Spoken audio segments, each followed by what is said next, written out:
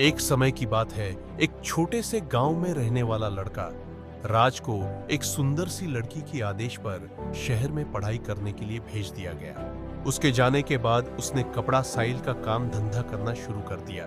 एक दिन राज शहर के सबसे बड़े साइल स्टोर पर कपड़ों का खरीदारी करने गया। वहां पहुंचकर उसकी नजर एक दुकान में बेईमानी से छिपी लड़की पर पड़ी। उसकी नादान आदतों के कारण राज वहां भयानक खराब हो गया।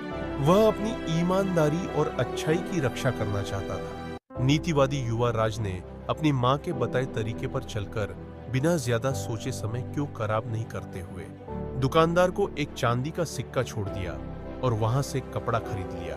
धीमी धीमी धुन सुनाई देती हुई लड़की अचानक अपने पिज्जा पानीपुरी स्थान पर दिखाई दी। वह राज की खराब हालत देखकर उनके पास आई और पूछा, आपके हाथ में क्या हुआ है?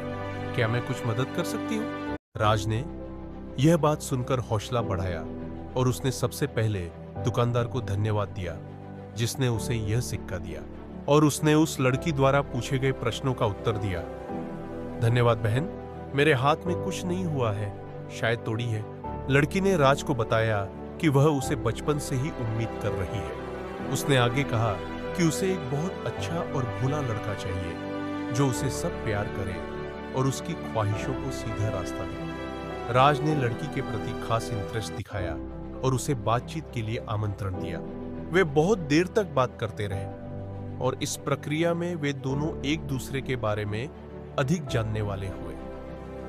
धीरे धीरे उनके बीच की रिश्ता बढ़िया कहानी एक लड़की और एक लड़के के बारे में है जो बचपन के सबसे अच्छे दोस्त थे। वे हमेशा साथ खेलते और कई अनुभव एक साथ जीवन के हर पहलू को साझा करते थे। जब वे बड़े हो गए तो उनकी दोस्ती भी और गहरी हो गई।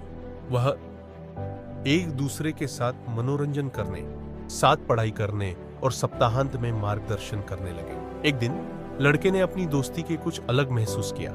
वह हमेशा लड़की की तरफ देखने और उसके साथ हंसने खेलने के लिए तत्पर रहने लगा। इन भावनाओं को देखते हुए लड़की ने दोस्ती के बारे में भी कुछ अलग महसूस किया। वह अन्याय महसूस करती थी क्योंकि उसे लड़के के प्रति कुछ विचार होते हुए उसके साथ भोला बनाया गया था। समय बीतते हुए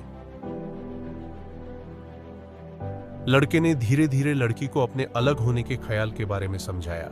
वह कहने लगा कि वह उसे खोने का डर दिखा रहा है और उसे यह भी दिखा रहा है कि उसके बिना वह जीने योग्य नहीं है। सुनकर लड़की बहुत खुश हुई और समझ गई कि उसे भी लड़के के प्रति उसी तरह की भावनाएं हो रही है। इसके बाद लड़के और लड़की ने अपने भावों को सामने लाकर एक दूसरे को बताया और उसे अपने असली प्यार का आदान प्रदान करने के लिए राजी कर दिया। बाद में उन्होंने अपने परिवार को भी अपने असली प्यार के बारे में बताया और वह विवाह करने के लिए इच्छुक थे।